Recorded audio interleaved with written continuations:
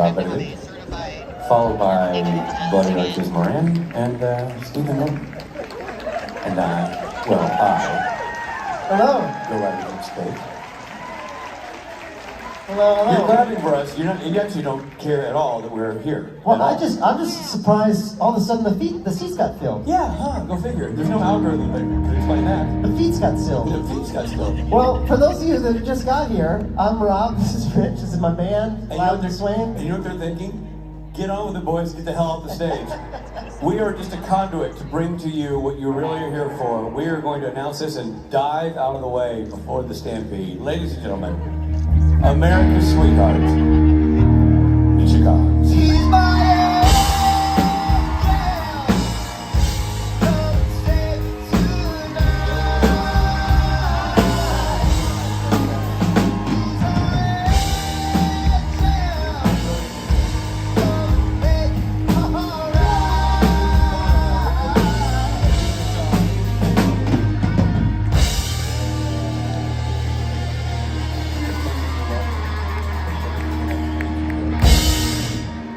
Misha.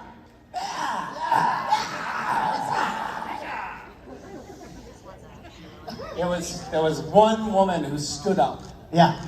Not a standing ovation, it was a standing ovator. just one. I got Just standing ovator. She was standing to throw something at me and Rich to get us off stage. Well, no, Rich really set the stage for that quite nicely. He was like, and we're gonna get off the stage as quickly as possible and go take a nap. Right? Your introduction was like, before you stampede us, Reed, we don't want to banter today. Well, here's the thing, because I know really when Rob and I come on to introduce you, they're like, blah, blah, blah, Rob and Rich, we want to see Misha. That's what we want. We're here for the quality, not the B, Robbie, or the B. What are we the C? B plus. Well, I thought I was C-list. No. Not in never. this room. No. You were A quality, A B minus. minus. I don't think I'm talking out of school. I stick to that. I B plus, A minus, depending on what you wear. So what are we? What does it make us? B. C-ish. I mean, like, I think we're B minus, C. But it's all on a curve. I studied hard. It's all pass-fail. It's all pass-fail. Life is pass-fail. You know what? Pass, fail. We just elevated. Ladies and gentlemen, I was trying to say, you're doing it again. I'm trying to leave again. He wants to talk. He wants to talk. I had a meet and greet earlier and was reminiscing about, someone said, are you going to record the next season of your podcast in Rich's closet? Right. And I said yes. Of course. Because I know where you keep the keys. And contractually, you didn't let us move the chair or microphone, so I have to move around that every time I go change clothes. And was just thinking about how you wouldn't even know I was in there until you hear the sound from inside your closet. You're like, Misha, Right. what are you doing? And then I started reminiscing about all of the cameras that you had around your house. Yes. And all of the video footage that you presumably still have. Yeah. What did you do with that? That's for daddy time. I like to have Misha changing again, Misha checking out his body parts that he wants to work on in the full-length mirror that's also a camera. And that's just a Tuesday. Yeah. So that's just in one room of the house. I'm gonna do a whole Misha. For those of news you and who don't IMAX. know what we're talking about, I stayed, Rich was in Oregon with his family for a long stretch, and I stayed in his house, which is quite lovely, and wore his clothing and his Which was quite undergarments, icky. and stayed in his bed, which was lovely. Yeah, I won't get into all of the details, but I also at some point about I sleep naked. And sometimes I get up and do things, you know, and then come back to bed. Like change the light bulb In front of the picture window. in front of the picture window. Or clean the entire house, or Sure. whatever, you know, and Wherever the drugs lead you. and at some point, I had been there for about a week when I discovered, there's a Nest Cam in virtually every room, and the power is on. Everyone. And Well, I know for a fact that Rich is sort of obsessive about his Nest footage. Very. So then of course I extrapolated it. Daddy time had been happening. Yeah, Daddy was having his time. And well, I apologize for nothing. We go on the record saying that. But also, when the family left, we left a secure environment. We did not know you'd be moving in. It was not part of the, like, we were going and then we knew you were moving. That happened while we were gone, and then you moved in. I know. And let me tell you something. You're doing great in yoga. Very flexible. I'm proud of you. Your Russian Cossack dance is, you go very low with your knee bends. And 120 frames, that's some beautiful slow-mo. And I have to say, just because he's invited me over and we press pause, your glutes are in great shape. Great shape. Great shape. So kudos to you for a job well done. Thank you. And I hope to see mass improvements when you move into the home this summer. Ladies and gentlemen, Misha Collins.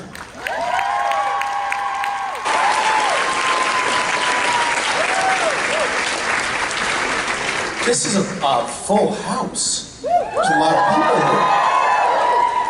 The Supernatural fans are propagating, multiplying. Hi. It's nice to be back. Good to see you all. Hope you're feeling better. Hope I'm feeling better? Yeah. Did you think I was not feeling well? Just because I had COVID? A bunch of people have said to me today, I hope you're feeling better. Reed, I hope you don't still have COVID.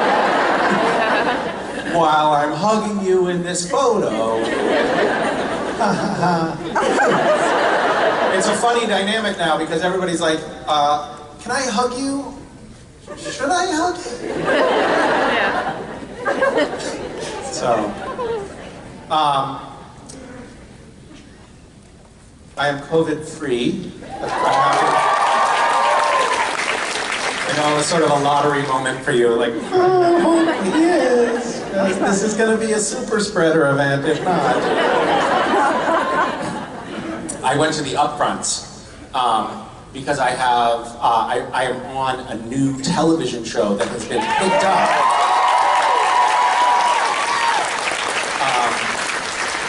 through some terrible marketing snafu. They've accidentally put me on another show. So we went to the upfronts, and Jared and Jensen were there. The CW, which is a network that there was a show that we were on in the past called Supernatural that was also a CW show. And this year, the CW is going through some transitions, and they're truncating their new show lineup to just 3 new shows. One is Jensen's new show, one's Jared's, and one's mine.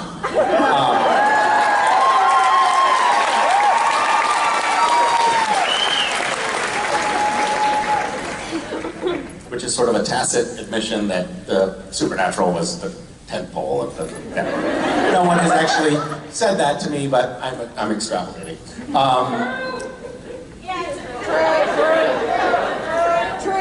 Okay, angry mob. Anyway, the president of the network was joking in advance of the upfronts, like, I hope this isn't a super spreader event. And then there were several articles that came out after the upfronts saying the upfronts was a super spreader event. And that's where I got COVID. It's very cool, yeah. It's like a little memento, a little tiny microscopic viral memento. Souvenir.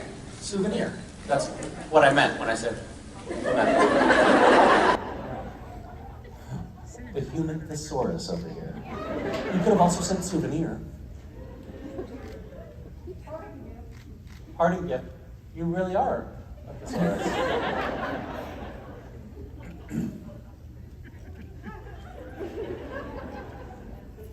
I spent 4 years of my life in Chicago, and I went to college. Of course, it was a complete waste of time.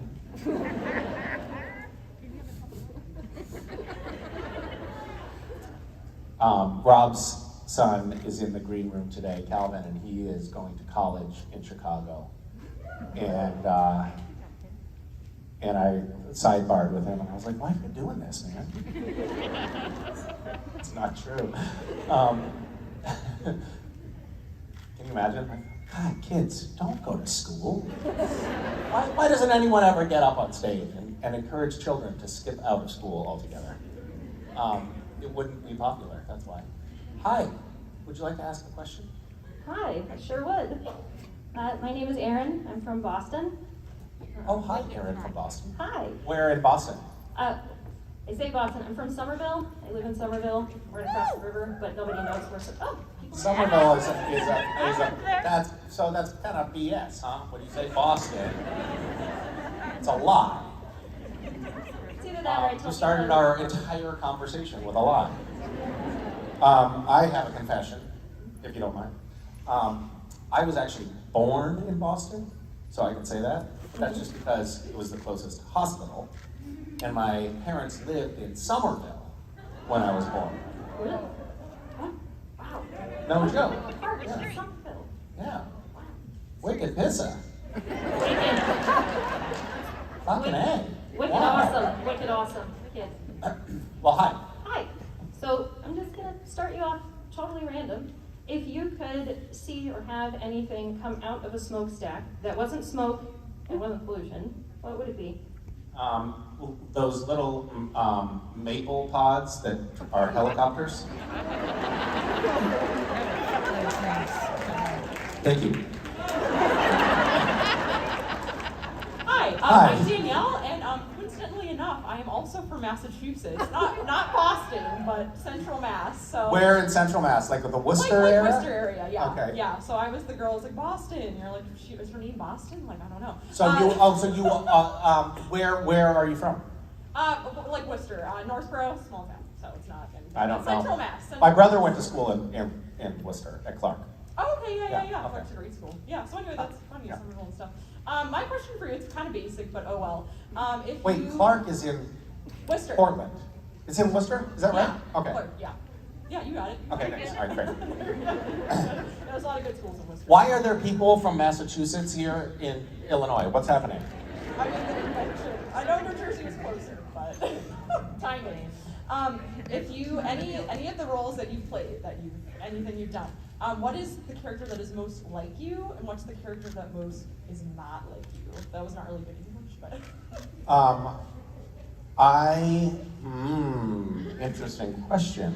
I was just talking about this because I did, I played a real life serial killer. It was a biopic. Terrible, terrible movie. Don't even try to figure out which one it was. Don't watch it if you do figure it out. But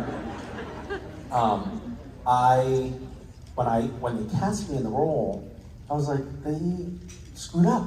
Because I'm nothing like this guy. Like, I can't even imagine the mindset of somebody like this. And then I like really immersed myself in the role. I found this like university that had audio. This was back when you actually couldn't find everything on the internet. So I actually had to go to this university library and take out the audio tapes and listen to them on headphones. But there were these recordings of the guy himself.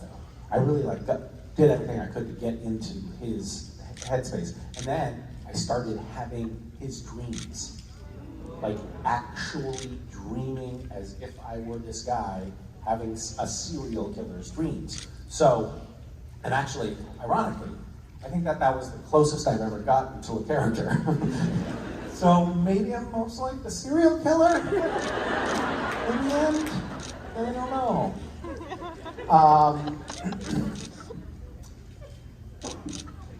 Yeah, it's fun. It's a funny question because there's this weird, this weird tug that I have every time I get like this. I'm doing this new role, and I'm playing Harvey Dent, who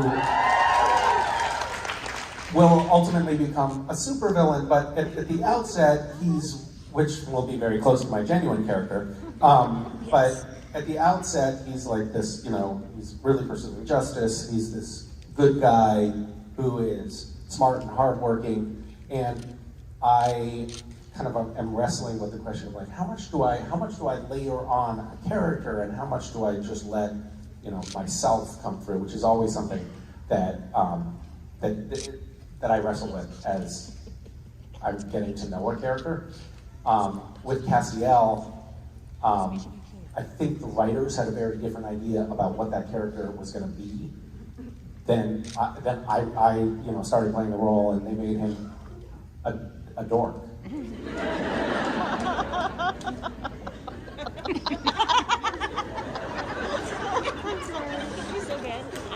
Hi. Hi. My question is about the new Gotham Knights and Supernatural. Like, what's the difference between the sets? Like, what do you miss from Supernatural? What do you like about the Gotham Knights set? Well, I haven't. We shot the pilot in. Wait a minute. Toronto. Can't remember what's a secret and what's not a secret. Every time since I started working on Gotham Knights, every time I've gotten up on stage, I've said something that's gotten me in trouble. So I'm trying really hard to be a good actor right now. What is different is that the Gotham Knights so far is a bigger show. So there's a little bit bigger budget. There's the scope and scale of things is a little bit more epic. They're putting a lot into the post-production CGI. So like this is probably something I'll get in trouble for. So the sky, like they're doing a lot of CGI of the skyline to sort of create this Gotham universe that feels kind of epic in scope. But that's like the sky itself will be kind of like painted in a lot of the show. On Supernatural, we didn't do that. If it was like, we were shooting a scene that's supposed to be summer in Kansas and it's snowing. We're like, well, whatever, it's snowing in Kansas in the summer.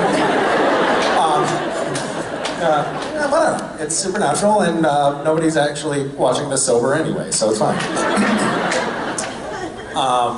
But as like this show at the outset is just the scope and feel of it is a lot bigger. I mean, I think the fact that there's we have whatever 8 series regulars on the show or something.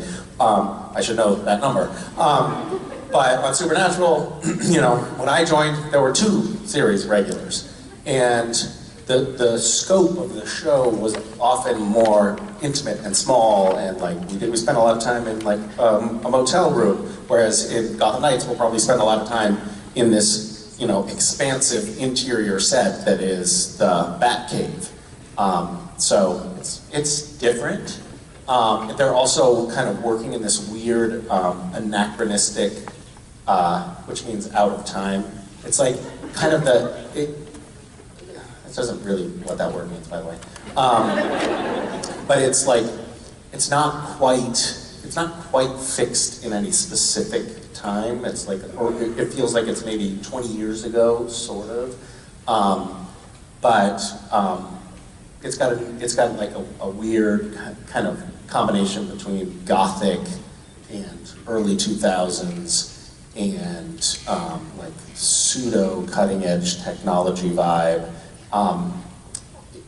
It's kind of its own little universe, which is another thing in Supernatural that I don't think that we had to create. It was like we're in this world, whatever this reality is, and now we're creating something that's the whole show is taking place in sort of an alternate reality, which is kind of cool.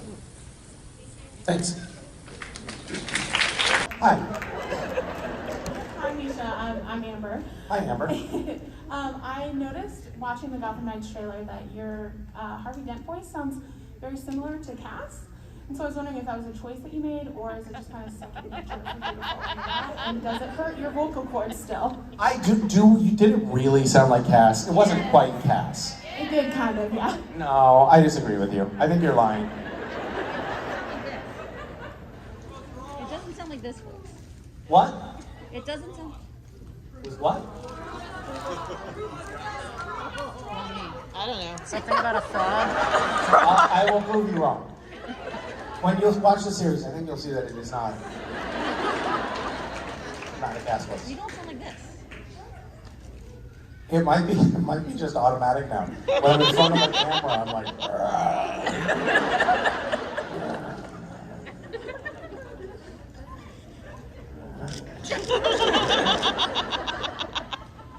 How are you like? It's going to be significantly more stark on Gotham Knights too, because I'm with a young cast who have they still have vibrant, youthful vocal qualities. They have normal, high-pitched voices. On Supernatural, when I came on, I was like, "Rrr." And then Jensen was like, Jensen, who had been the deep-voiced guy on the show, was all of a sudden like, no you don't. No you don't. You don't step on my low voice. I'm gonna go lower than you. And then he was like, "Rrr." And then I was like, fuck you.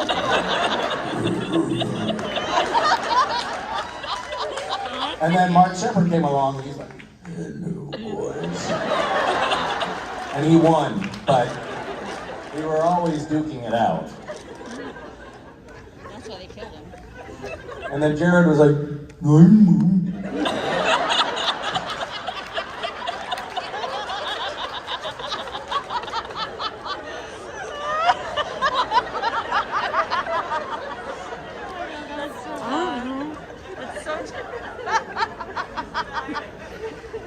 Do I talk first? Do you talk first? I don't know what to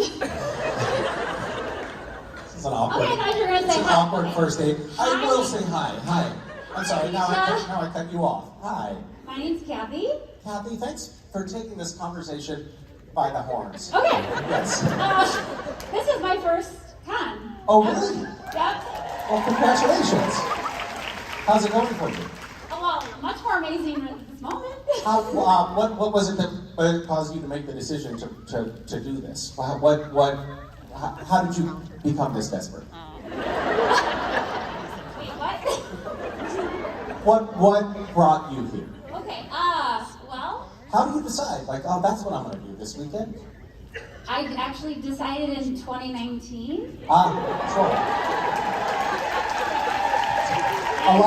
There are a lot of people here who, back in 2019, were still into Supernatural, and they're like, yeah, I want to do that, and now they're like, oh, God.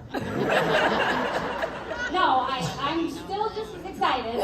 So, just waited 3 years. Okay. Wow, that's amazing. 3 years. Yeah. Yeah. So, how many of you actually booked this 3 years ago? Wow, amazing. That's a lot of time to build up anticipation or dread or whatever it is. Well, I'm glad that so many of you survived to be here from the time that you purchased tickets until the time the show happened. Can you imagine booking something 3 years in advance? No. Why did several people say yes? That's so weird. I'm going to Australia next week, and I was like, yesterday, I was like, you know what? Maybe I'll bring my kids. And we'll make a trip of it. Which, by the way, you can't do if your kid's passport is expired. But, wow, so you're planners, some of you. That's amazing. Yeah, not me, nope. Hi. Hi. So my question is sort of related to your kids. You had mentioned that you had started watching Supernatural with your kids, and I've noticed that the kids have interesting takes on various subjects. What's their reaction? Have they gotten to an episode where you're in it, or are you starting from the beginning? We're starting from the beginning. Okay. So, and we only watch, one episode a week or something. So there'll be about 30 before they get to me. I'm always amazed when I meet people and they're like, yeah, I watched the whole thing in a month. I'm like, are there that many waking hours in a month? How do you do that? How much crystal meth are you doing? That's crazy.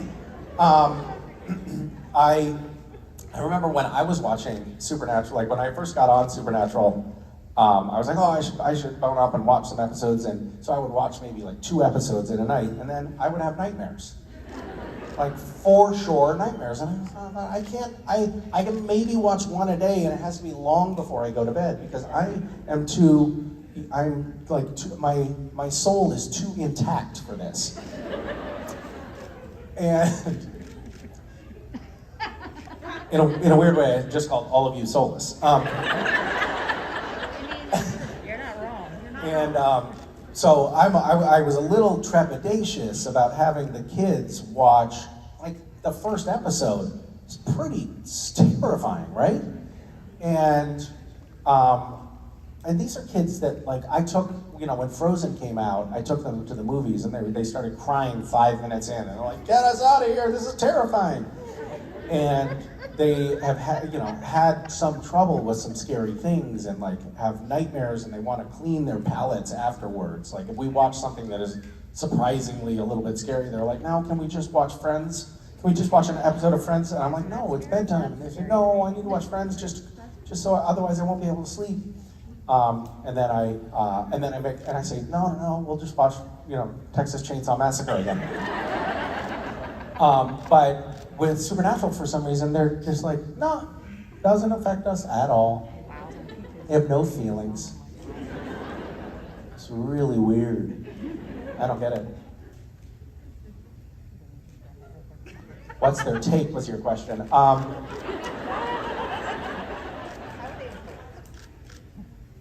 be curious to see what their take is when we get to me on the screen, because that directly impacts my own egoic perception of the world. But I will tell you that I was very much on the fence about signing up for Gotham Knights. And it was just because I knew it was going to shoot out of state. We live in Southern California, and I was like, I don't know if I can be filming where the kids aren't, and I'm not going to see them quite as much, and that's going to be too hard. And of course, I was very excited about the show, but I was like, oh, but can I do that?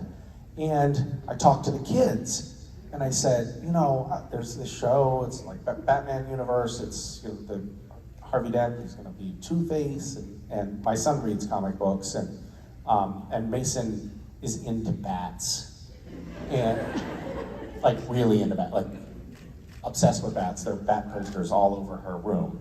It's creepy. And so I told them, what it was, and that I would be filming out of state, and they were like, oh, do it. And I was like, but kids, that means I'm not gonna see you so much. And they were like, so? I do believe that I called them little shits at that point. But they were so enthusiastic about it that ended up being the tipping point for me. And I was like, okay, if they're really, they seem so genuinely excited about it, that I was like, okay, that's license to do this. And also, I get to be in the Batman universe, which is really cool because I'm into bats. So, yeah, there you go. Misha? Hi. So you mentioned earlier being the veteran on Gotham Knights with a younger cast, and coming off of Supernatural, which was a show that was pretty universally praised for having such a welcoming set environment and great place to work by guest stars and other cast members on the show. Do you feel kind of a obligation or an intention to? Yeah, I know. Yeah. Like it's basically on day one of shooting, I let everyone know, like, this is my show.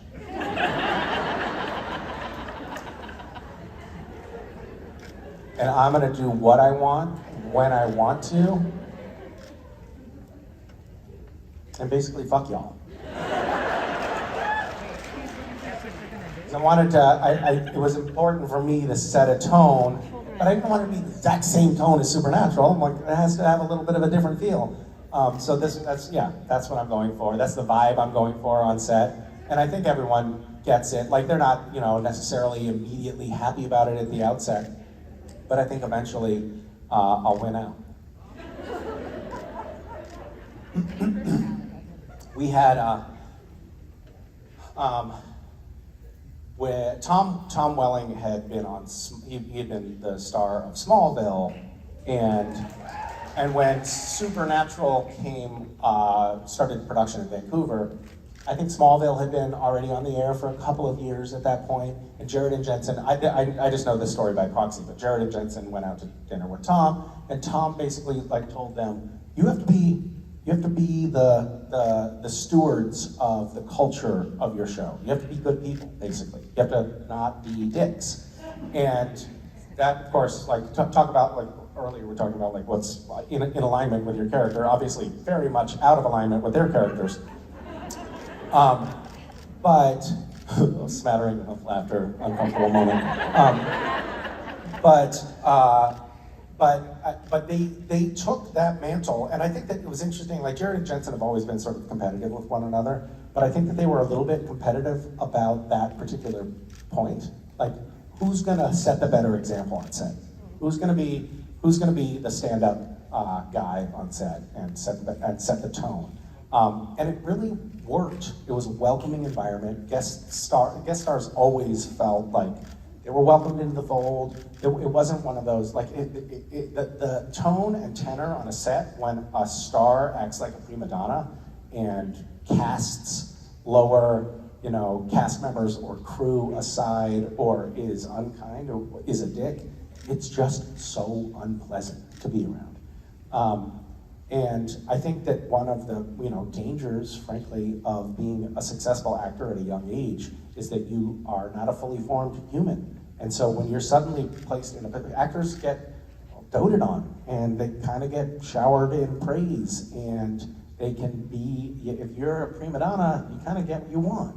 And so it can be tempting to fall into that trap as a young actor. And I think, by the grace of God, Jared and Jensen didn't do that, and they set a really good tone. We would have these dinners once a year with the president of the CW, Mark Pedowitz, who's a great guy and a really great leader. And he would always have us have a cast dinner with the cast of a couple of other shows that were just starting up. And his intention was really like, hey, do what these guys are doing, set a tone on set where everyone is happy to come to work, where you're showing up, knowing your lines and on time, and that really genuinely helps breathe longevity into a show. But he was actually trying to get us to ever so slightly mentor upcoming casts. And I'm a little bit like, on set, I can be a little bit more of an introvert sometimes. Like, I actually kind of want to go just like hide in my trailer a lot and read or something. But I am conscious of the fact that, like, all right, I've been on sets a lot, and I kind of understand how these dynamics work, so I am consciously trying to, I don't know, like help collectively mold an environment that will be good. We'll see, I don't know. But it's so important. It's a funny thing. I noticed when I first got on Supernatural and first started getting shuttled around by a driver in a limo to publicity events and stuff, it was this brief moment where I was basically an entitled ass. I was like, you're late, like, ugh. And just started noticing entitlement welling up in myself. And luckily, I think I mostly caught that and mostly nipped it in the bud. It rears its head from time to time, but there's a draw to it, and the entire system of how sets are set up is designed to cater to the prima donna actor. Because if they don't deal with a prima donna actor, a prima donna can just shut production down. Somebody can just sit in their trailer and stay there for hours and cost the studio tens of thousands of dollars in overtime. So the entire system is like, can I get you anything? Can I dote on you? It's almost like you're treated like royalty, and that can go to your head really quickly. So it's something that, I don't know, something that I think about, and I wish we had a different system. Like in Europe, from what I understand, a lot of actors are just treated like other crew members. which is how it should be. I mean, we're all just working on this thing together. No one's better than anyone else, except for some. I mean, some of us are a little bit better, but you know. Okay, that's enough. My question for you is, though, how do you think Castiel would have reacted to the fan fiction episode seeing the play that the girls did? I think probably would have said great casting. I'll tell you how I reacted. Why isn't the real Castiel in this episode?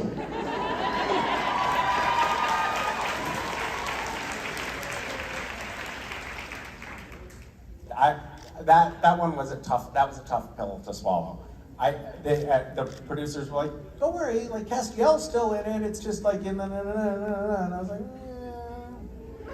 yeah, that doesn't quite work for me. What do you think his reaction would have been? I think he would have been very confused, but would have loved it ultimately. Just Yeah. kind of stand off to the side and be like, what's happening? Why am I here but also there? Like, why are you here but also there? Well, I think Castiel would have known that wasn't him. I said it was great casting, but it wasn't spot on. I thought it was pretty good. Pretty good casting. It was pretty good.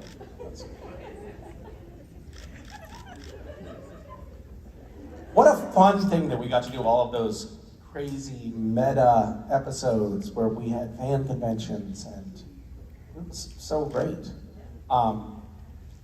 I wonder, do some of you sometimes feel like, oh, the casting of the fans at the fan convention wasn't great, I could have done better? Sometimes. Yeah. Well, for the Netflix reboot. Yeah. Well, we should only cast real fans for the fan convention episodes. Thank you. Hi. Hi, Misha. My name is Alex. Hi, Alex. Hi. Firstly, congrats on Gotham Knights. I know I absolutely can't wait to watch it. Thank you. My question for you is, there's a lot of darkness in the world right now, both at home and abroad. What brings you joy, and what are you most looking forward to personally and professionally this year? I am most looking forward professionally to filming Gotham Knights and the arc of my character. I'm really looking forward to seeing how that evolves. One of the things, the thing that I like most about working in television on a long arc is that you get to develop a character over time, and it'll be really cool. This particular character has some, I know stuff that you don't know about the character.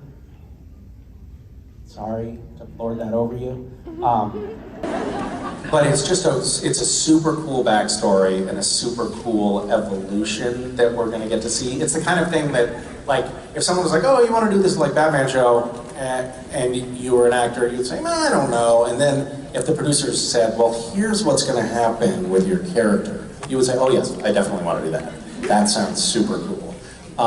So it kind of, it almost feels like a once in a lifetime opportunity to do something really cool. So I'm excited about that professionally. And then personally,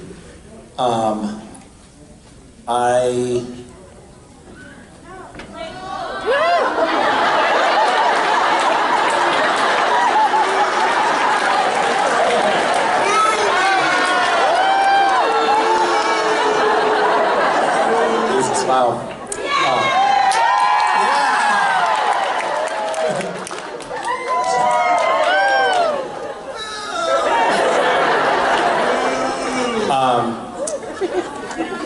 Hold on, sorry, I don't mean to interrupt, but is that Rob Living on stage? Boo! I love that I like tried to cultivate this artifice, this faux persona of being like the kindness guy. Oh, yeah. And then as soon as you guys get up on stage, the Misha fans are like, thank you! Talk about exclusive. Yeah. I told you guys to love everything. Okay, we love them. F off! We're saving the kids, but fuck the band. There's your t-shirt, everybody. Misha, how's it been, man? Have they been hanging on every word? No, I lost them for long stretches.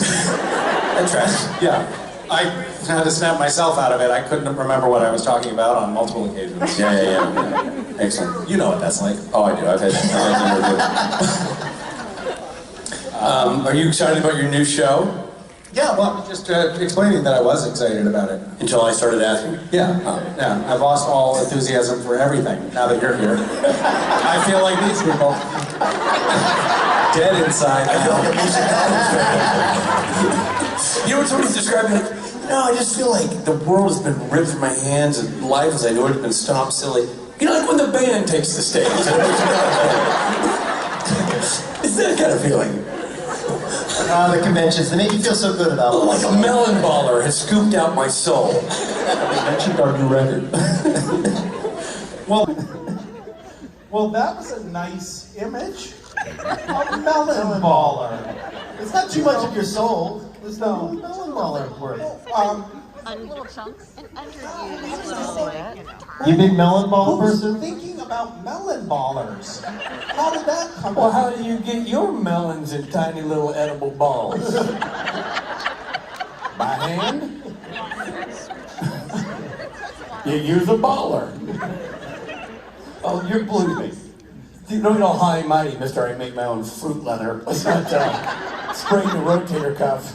Now you know what we mean when we say Rich is a baller. Yeah, Rich is a total baller. A melon baller. I'm a melon baller, yo. I'm a melon baller, yo. Fruit salad. Fruit salad. Oh, yeah, fruit salad. I'm a melon baller. And the raisin. And the guava. Who wants a guava? There's no way to... Ladies and gentlemen, Misha Collins!